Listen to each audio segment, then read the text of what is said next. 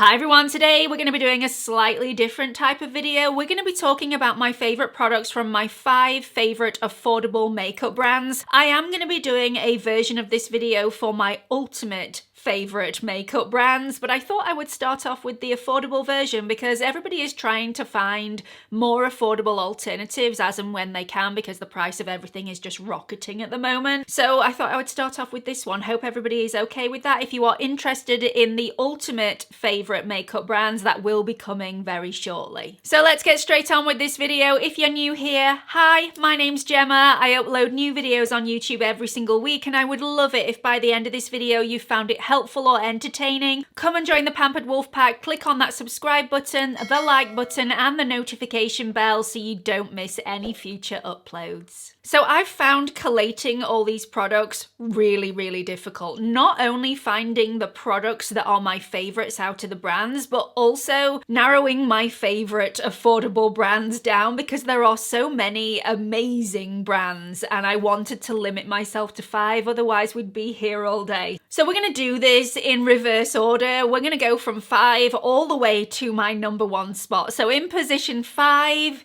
is REVLON. So REVLON have some amazing products, but they're in position 5 because I have a little bit of a love-hate relationship with REVLON and REVLON Pro and all of the other sister companies, there are many, because their products are either really cheap and naff and really just introduced to market for the sake of having a new product released, or they are absolutely amazing, off the charts, slap me in the face, fantastic. My major bugbear with REVLON is they try and create copies of high-end products to entice you to buy them. And they don't need to do that because the quality of the products that they produce stand on their own in the market. They don't need to be a replica of a high-end product. It's just not necessary. Now, usually they try and copy the packaging of a high-end product, and the products that's actually inside the packaging is nothing like the high-end version. But a lot of the times I prefer the REVLON version to the high-end version, which is unheard of. It's a little bit frustrating for me,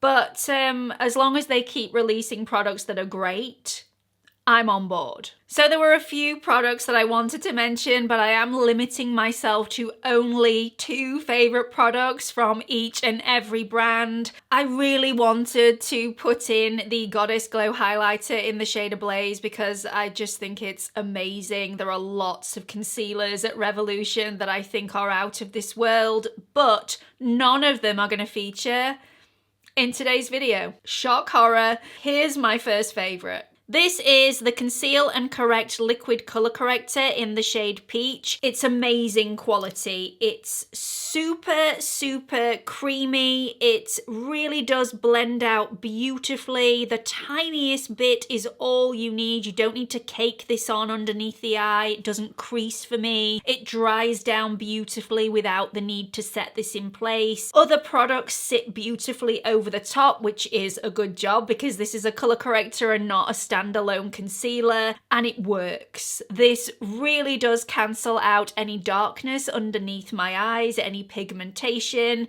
and creates a lovely canvas for my concealer over the top. It's a non-drying formula. It really is quite creamy, and like I said, it sits beautifully underneath the eyes. I've got this on today. I just think it's superb. So my second favorite has been really difficult to choose because there have been so many that I've wanted to pick up and put in this video, but I have finally narrowed it down to the Superdewy Liquid Blush. This one is in the shade Fake the Flush, and it actually appeared in my favorite cream blush category of my favorites of 2021 series, so it's been a favorite of mine for quite some time. It's lovely. It's not sticky on the surface of the skin. It comes in a really nice squeezy tube with a really nice applicator, so you don't get very much of the product onto your skin or onto the back of your hand. It blends out beautifully. Again, it's quite a hydrating formula and it's super flattering and has a lovely satin dewy sheen on the surface of the skin. It's so girly and summery. I really like it, and it's also very long wearing as well. So you can apply this with your fingers, you can apply it with a sponge or a brush. It's very, very easy to apply, beginner friendly. If you're slightly frightened of liquid blushes or cream blushes, I would say this is slightly in between. It's not really a liquid, it's not a thick cream, it's somewhere in the middle. I would definitely try this one out first because it's not scary pigmented, but it's pigmented enough to make a difference. Now, the closer we get to the #1 spot, my favorite affordable brand, the more products I actually want to add into this video with each and every brand. And E.L.F. goes without saying that they have some amazing products. I've been doing a mental duel in my head. Inner turmoil is what I'm going through right now. They've got some amazing primers. They have some amazing lip tints, mascaras, eyeshadow quads, amazing from E.L.F. But there's only 2 spaces in this video for this brand. So my first product that I love from E.L.F. has to go to the Hydrating Camo Concealer. I've featured this in so many different videos. This has amazing coverage, but it's also hydrating and nourishing under the eyes. I don't find that this self-sets, so I do have to add a little bit of powder, unless, and I am going to make an exception for adding a little bit of an extra product into the mix here. If I add a little bit of the original Camo Concealer into this formula, it tends to self-set. It also adds a little bit of extra coverage into the mix as well. That's how I would apply it underneath my eyes, and then I don't need any powder whatsoever. But this is such an amazing product. If you find concealers really quite drying underneath the skin and they never give you enough coverage, highly recommend trying this out. My shade that I've gone for is Light Peach. I love everything about this product. I think it just is off the chart. And I really do like the applicator as well, although slightly jumbo sized. I don't think it's necessary to have a doe foot applicator that is this large, but I guess it helps get the product on the back of my hand. I never apply this directly underneath my eye because I would get way too much product on, especially with an applicator this big, but it's definitely useful to dispense the product on the back of my hand to warm it through before I apply it underneath my eyes. Next favourite from E.L.F. goes to the Halo Glow Setting Powder. This has also been in a lot of videos, and it's also featured in drugstore better than high-end videos. I stand by that. I can say that with a lot of confidence. This is such a great powder. I have tried numerous high-end powders with a little bit of radiance to them. They're either way too radiant or they're not radiant enough, and this one has just the right balance for me. I use this as a setting powder as well as using it as a finishing powder. It is so good. So good. This is a great powder to use with the buffing technique to really melt all your products and blend them into the skin. So if you've added a little bit too much blush, a little bit too much bronzer, or you just want to blend everything together to make everything look like skin, this is your gal. So this does come in different shades. I have the shade Light, but in my opinion, this doesn't add any pigment to the skin whatsoever. It acts very much like a translucent powder, but it's really finely milled. It's very good quality, especially for the amount you pay. In third place is Revlon. Now, Revlon never used to be on my radar. Their products were just a bit blur, and then all of a sudden, in the last few years, they've just got better and better and better, and now every single product release from Revlon has been amazing quality, just stunning formulas, and I'm thinking maybe I should do a full face of Revlon in the near future. Let me know if you'd be interested in seeing that, because they have some great products to share, and I can only feature 2 in this video, but their primers are great.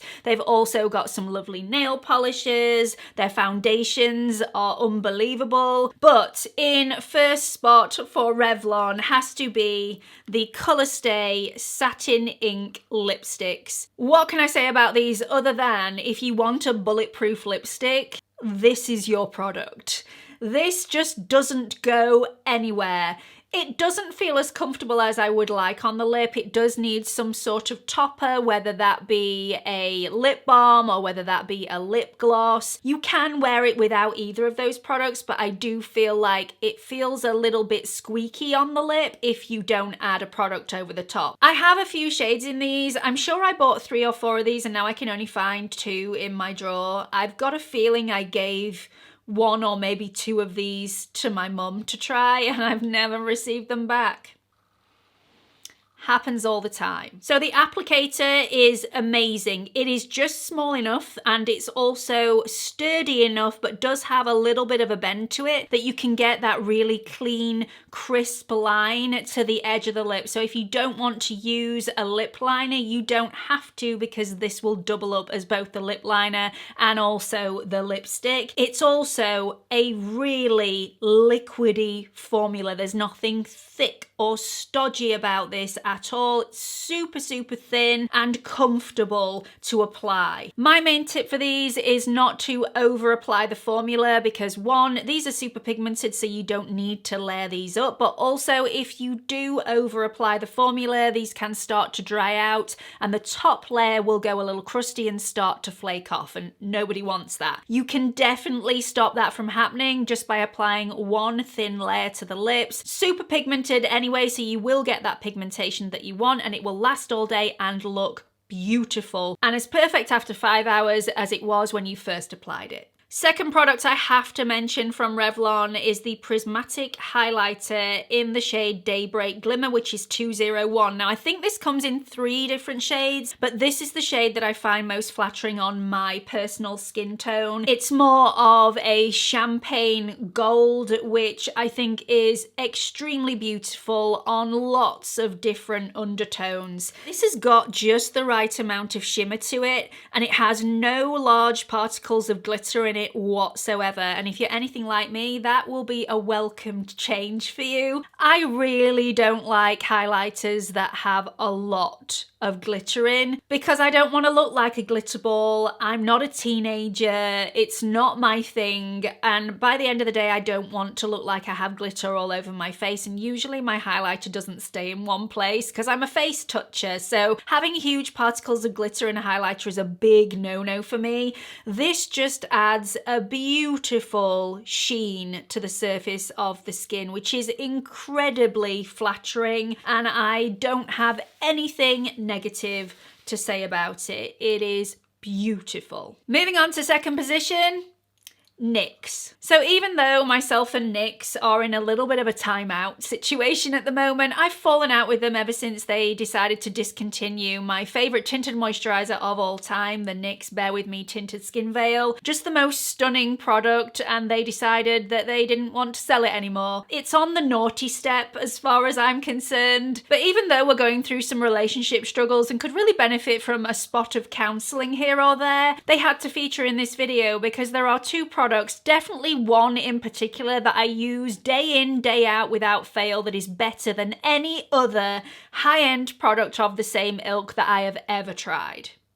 So here we go. So NYX, just like every other brand that features in this video, has some amazing products. Primers, setting sprays, lip glosses, mascaras, lip pencils, all absolutely amazing. I do wonder though whether this discontinuation of one of the best products that I believe they've ever done really signals the direction that they're wanting to move in and the age category that they are really focusing on, and that doesn't seem to be my age category, so maybe they'll fall out of favour with me as well as my age category possibly falling out of favour with them in the near future. Only time will tell, and we'll just have to see. They have always had those products that were catered for the teenagers, the early 20s market, so it's not completely come out of the blue, but I'm just hoping they don't discontinue a lot of my other favourites as well.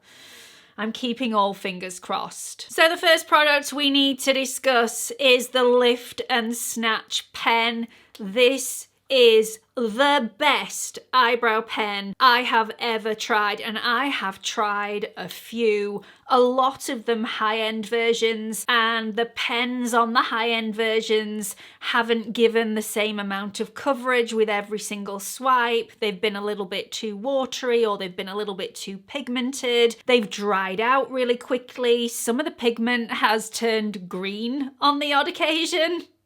I know. I've had this one on the go for months and months and months. I've had the new one in my drawer for months, so I've no idea when this is going to run out. Really, I should mark it on my calendar when I open a new one, and then I'll know how long they're going to last for. But this is a staple item in my makeup routine. I use this day in, day out without fail. It is remarkably good. So the tip of the product is ultra fine. You can get some really natural hair-like strokes drawn on, but you can also press on a little bit heavier and fill in an area a lot quicker and not use the tip. I love this. It doesn't fade on my eyebrows and on my skin the longer it's on there, so my eyebrows look exactly the same 10 hours in as they do when I first applied the product, which again is another major positive for this product. I think the only negative I can come up with about this is it's not waterproof, so if I went swimming or I was out in a rain shower, my brows would disappear.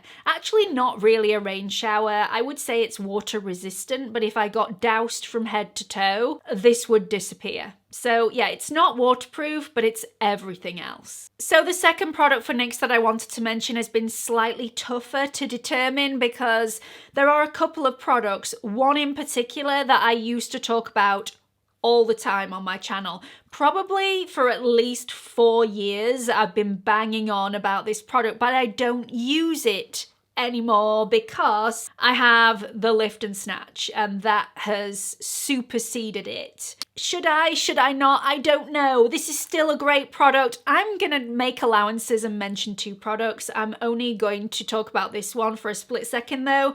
The NYX Microbrow Pencil used to be my ride or die. It still is an amazing product. If all you're wanting to do is fill in your brows a little bit and create some brow hairs, then this is the one to go for. It is so beginner friendly. They have it in lots of different shades. My shade is ash brown, which is the same shade that I am in the Lift and Snatch. It's a great product. However, in number 2 spot has to be the NYX Butter Glosses. These are stunning.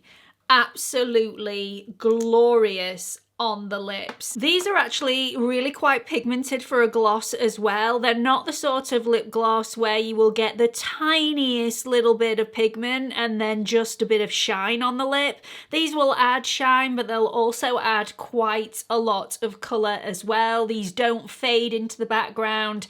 I just think they're beautiful, and it's one of my favourite lip glosses to go to, and I have a lot. Most of them are high-end lip glosses, and as much as I prefer the packaging of the high-end lip glosses to the NYX gloss, because it's not exactly luxurious, the product inside the packaging is outstanding. And finally, finishing off with my favourite affordable brand, the #1 top spot, and believe me when I say I could probably do a full-blown video on all of the products that I adore from this brand. I don't think I've found a base product yet, a foundation or even a concealer that I am completely enamored with that lives in my top drawer.